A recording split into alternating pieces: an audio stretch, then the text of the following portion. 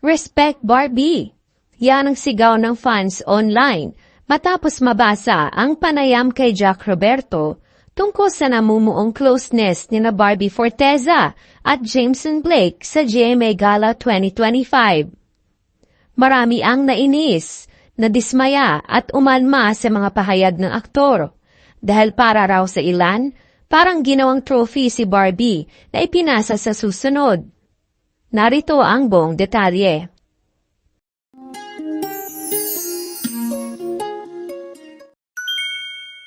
Noong August 2, 2025, Sabado, sa Manila Marriott Hotel, ay spotted na magkasama at magkahawak kamay sina Barbie at Jameson habang rumarampa sa ballroom ng GMA Gala.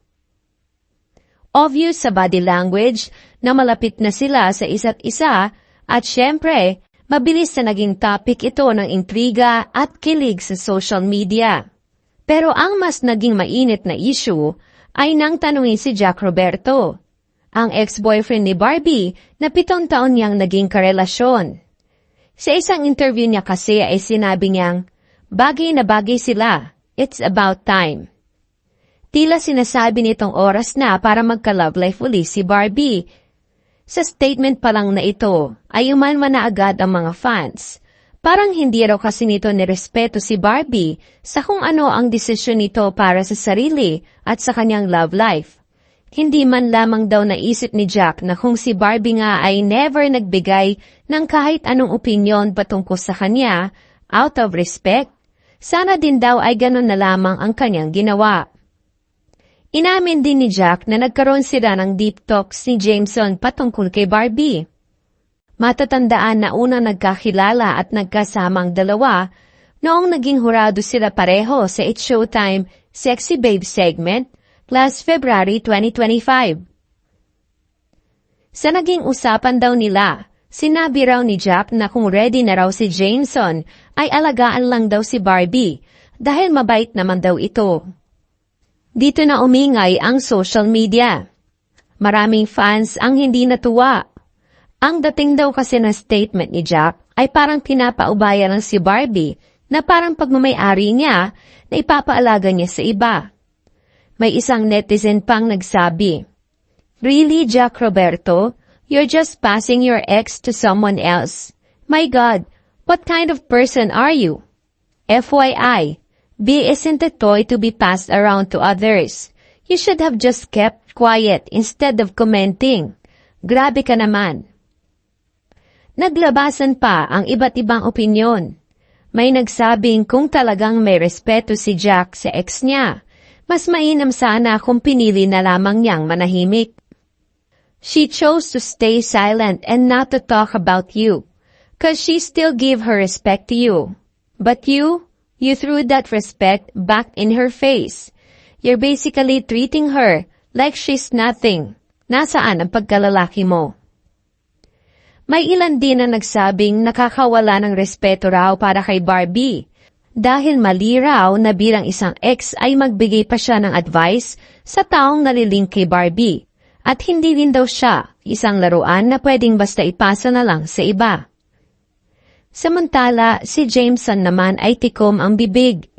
Wala siyang direktang kumpirmasyon tungkol sa tunay na status nila ni Barbie. Ang tanging sinabi niya ay ine-enjoy nila ang company ng isa't isa at marami raw silang common interest. Pero kahit walang official statement, kitang-kita raw ang sweetness nila. Laging magkasama, holding hands at full of good vibes. Habang mainit pa rin ang diskusyon online, tahimik lang si Barbie. Wala siyang sinasabi, wala siyang binibitawang opinyon. Hindi siya nakikisali sa gulo at sa totoo lang, yun ang pinaka-nakakabilib. Kahit may mga nagsasabi na tila pinag-aagawan siya o pinag-uusapan ng dalawang lalaki, si Barbie ay nananatiling composed, graceful at focused sa sarili. Sa totoo lang, ngayong single na siya, mas lalo siyang blooming. Matapos ang breakup nila ni Jack na kinumpirma noong January 2, 2025, mas pinili ni Barbie na maging private sa detalye. Pero sa mga naging panayam, kitang-kita ang maturity niya. Ayon pa sa kanya, hindi raw ganun kasakit ang breakup nila dahil naging healthy naman ang kanilang relationship. Ang transition daw mula couple to friends ay smooth naman at hindi puno ng drama. Ngayon ay tuloy-tuloy ang takbo ng karera ni Barbie. Siya ang bida sa horror psychological film na P77 na pinalabas nitong July, kung saan pinuri ang kanyang performance. Nabanggit pa nga niya na gusto pa niyang gumawa ng mas maraming horror projects dahil feel niya ang genre at fulfilled siya sa ganitong klaseng roles. Bukod pa riyan, tuloy pa rin ang kanyang primetime drama na Beauty Empire sa GMA at open siyang gumawa ng bagong GL project kasama si Maris Racal o iba pang mga babae sa showbiz. Isang patunay lamang na handa siyang sumabak sa mas matapang at makabuluhang roles. Pero hindi lang sa karir umaarangkada si Barbie, pati sa personal growth. Sa mga posts at interviews makikita na mas pinipili niyang alagaan ang kanyang sarili. Solo cafe dates, quiet time, pag-i-enjoy ng simpleng bagay at pag-focus sa well-being niya. Hindi siya nagmamadaling pumasok sa panibagong relasyon at hindi rin niya pinipilit ang sarili na sumabay sa expectations ng iba. Sa mundo ng showbiz kung saan lahat ay minamagnify, lalo na pagdating sa relasyon, mahalaga ang delikadesa, respeto, at pagpili ng mga salitang binibitawan. Hindi lahat ng sinasabi ay nakakatulong, lalo na kung ang pangunahing sangkot ay pinipiling manahimik at panatilihing pribado ang kanyang buhay. Kung may bagong simula man sa pagitan ni Barbie at Jameson, sana ito'y mabalutan ng respeto mula sa lahat, lalo na sa mga taong minsan nang naging bahagi ng kanyang nakaraan. Kaya bago natin tapusin ang usapin tungkol kina Jack at Jameson, isang bagay ang malinaw. Dahil si Barbie Forteza, hindi trophy, hindi rin alaga, hindi rin laruan. Isa siyang babae na may sariling boses, karapatan at kakayahang pumili ng kung ano ang makakabuti sa kanya at kung sino ang karapat-dapat sa kanyang pagmamahal. Ang tanong ngayon ng mga fans, kailangan ba talagang magsalita pa ni Jack?